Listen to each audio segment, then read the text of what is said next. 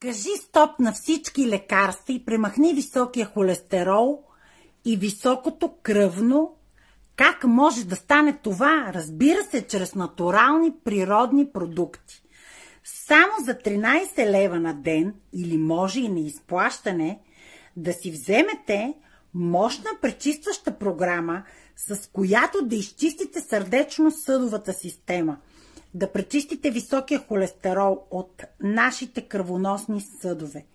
И неиминуемо след третия месец вие ще трябва да спрете и лекарствата. Разбира се, много е важно да го съгласувате с вашият личен лекар. Но когато вие имате повече енергия, когато се чувствате наистина много по-добре, вие сами ще искате да спрете лекарствата за високо кръвно, защото